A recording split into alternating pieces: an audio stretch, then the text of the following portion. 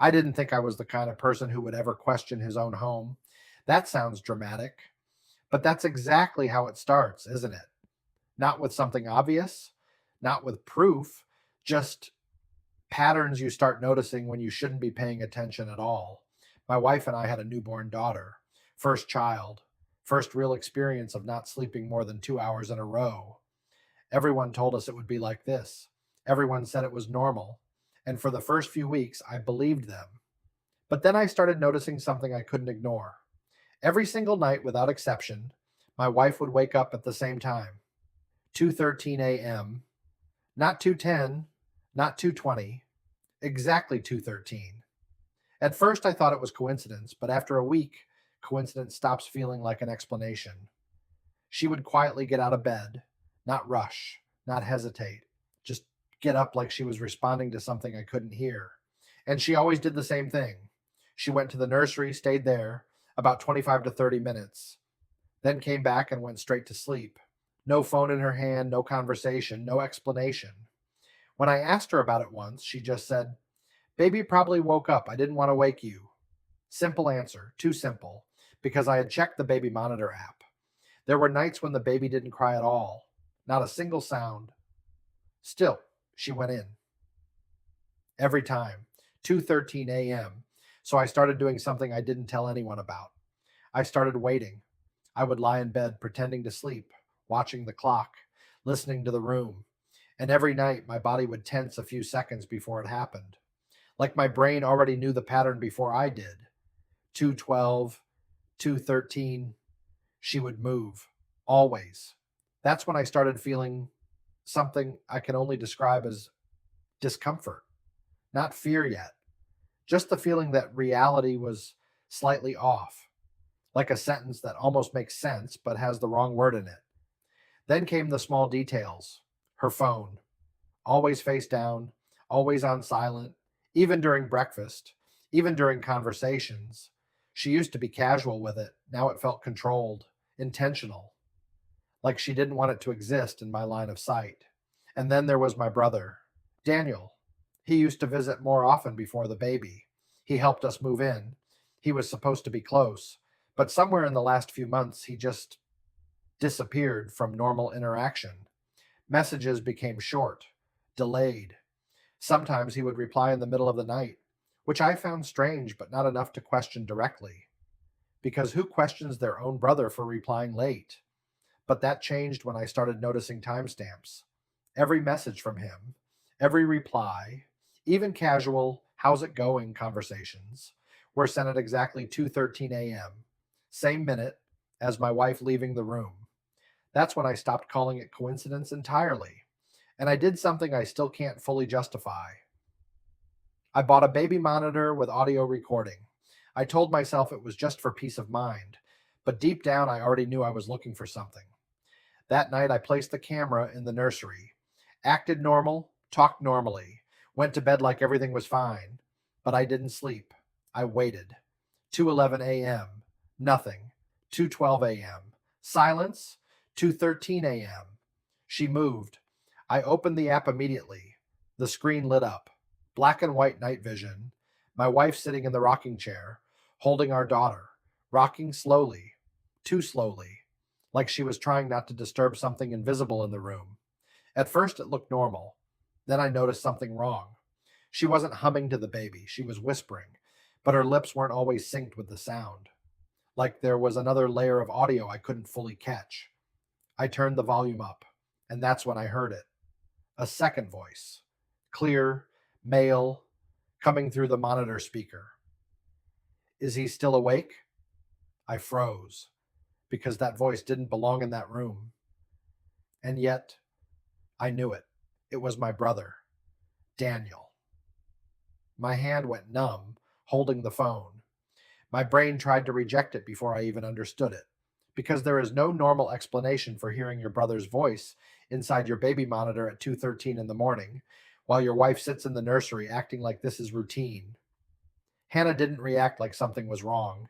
She just whispered back, "He's asleep, but not for long." There was a pause. Then Daniel again, calm, almost tired. "He's starting to notice." And in that moment, I stopped breathing without realizing it because the way he said it wasn't like a joke. It wasn't like an accident. It sounded like a continuation of something that had been happening long before I started listening. I looked at the nursery again through the screen. Nothing had changed visually. Same room, same chair, same baby, same wife. But everything felt different now, like I had just been invited into a conversation I was never meant to hear. And the worst part? Something in me already knew. This wasn't the first time. After I heard my brother's voice through the baby monitor, I didn't move for a long time. Not because I was frozen, but because my brain was trying to decide if what I just heard was even possible. There are moments in life where you don't panic immediately. You just refuse to accept information. This was one of those moments.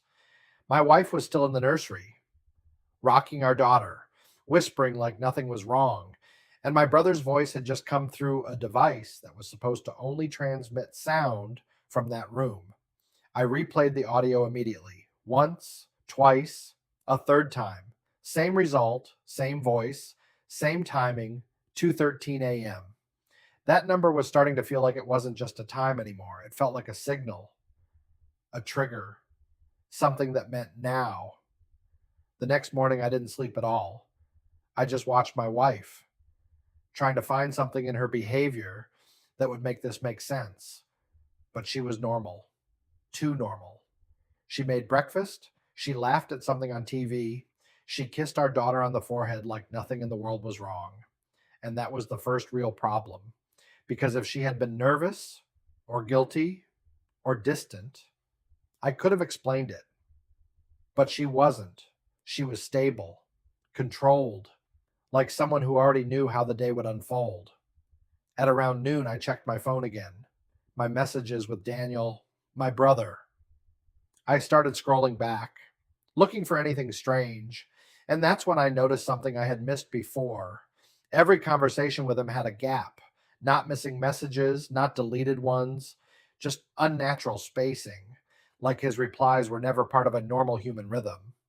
Always delayed, always precise, and always, without exception, landing near 2:13 a.m. Even messages I clearly remembered reading during the day now showed timestamps I didn't remember seeing. That was the first moment I felt a real shift. Not fear, not suspicion, but something worse, confusion that starts rewriting your memory. I put the phone down, walked to the kitchen, poured a glass of water, and tried to convince myself I was just tired. But then I noticed something else. The baby monitor. It was still on the counter, and the screen wasn't off. It was showing a live feed, even though I hadn't opened the app. That wasn't possible. I picked it up, the camera view flickered, then stabilized, but it wasn't showing the nursery anymore. It was showing the hallway, empty, silent, and the timestamp on the corner read 2:13 a.m. My heart dropped. I checked my phone again. It was 11:48 a.m. daylight. Normal world. But the monitor refused to agree with reality. I unplugged it immediately. The screen went black. For a moment, everything felt normal again, until my wife walked into the kitchen and said something that didn't match the moment at all. She looked at me and asked, "Did you hear it again last night?"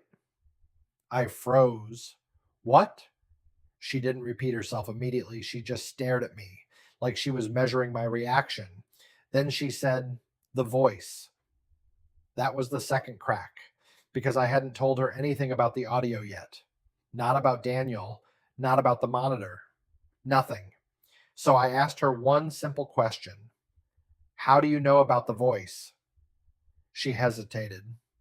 For the first time since I started noticing the pattern, she hesitated, and that hesitation felt heavier than any answer she could have given. Then she said something quietly, because it wasn't the first time. And at that moment, the entire story I thought I was living started collapsing. Not loudly, not dramatically, just slowly, like something underneath it had been removed. After she said, "It's not the first time," I didn't speak for a few seconds. I just looked at her. trying to find any sign that this was some kind of misunderstanding. But her face didn't look like someone who was confused. It looked like someone who had been holding something in for a very long time and finally lost the strength to keep it inside. I repeated quietly, "What do you mean? Not the first time?" She sat down, slowly, like her body already knew this conversation would end badly no matter what she said. And then she asked me something instead of answering. "Do you remember the night you woke up in the backyard, covered in mud?" I frowned immediately. "What are you talking about?" Because I didn't remember anything like that, not even close. But the moment she said it, something uncomfortable flickered in my head. A feeling, not a memory, just the sense that something had been erased. She continued, "That was the first time Daniel called me." My chest tightened. "You called my wife?" She nodded. "Because you weren't answering your phone, and you weren't inside the house." I shook my head. "This doesn't make sense." She looked at me, and for the first time her voice changed. Not emotional, just tired. "You came back at 3:06 a.m., and you acted like you had just gone to the kitchen for water." My mouth went dry. "That's impossible." She didn't argue. Opened a small drawer near the entrance and took out something I didn't expect. A printed sheet of paper full of timestamps, dates, times, notes. I scanned the first line, my name, then the next line. 2:13 a.m., left bedroom, headed outside. Another line, 2:13 a.m., returned, clothes wet. Another 2:13 a.m., standing in hallway talking to someone not present. My vision narrowed. "No," I said immediately. "This is not real." She didn't respond. Instead, she said something even worse. "We didn't start recording you because we were afraid of you. We started because you asked us to." That sentence didn't make sense at first. I shook my head harder. I would never say that. But she interrupted me. "You don't remember asking us to help you. And that's the problem." Before I could respond, my phone started ringing. "Daniel." I answered immediately. My voice was shaking. "What the hell is going on?" There was a pause. Then his voice came through. Calm. Too calm. "You're awake right now, right?" I froze. "Yes." Another pause. Then he said, "That means it already happened again." My stomach dropped. "What happened?" He sighed, like he was exhausted from repeating something too many times. "You keep splitting your nights. You're not just sleepwalking. You're switching." I felt my body go cold. What does that mean? And then he said the line that destroyed everything I thought I knew. "There are versions of you that don't come back the same way." I looked at Hannah. She wasn't surprised by what she was hearing, which meant she had already heard it before. A lot. And then she added quietly, "That's why the monitor exists. Not to watch you sleep, but to make sure which version of you came back." Now I want you to be honest with me. If you were in my position and the people closest to you told you that sometimes you're not fully you at night, would you try to prove them wrong? Or would you start believing them just because they have too many details to be lying? Because I still don't know which part scares me more. Tell me in the comments what you think is actually happening here.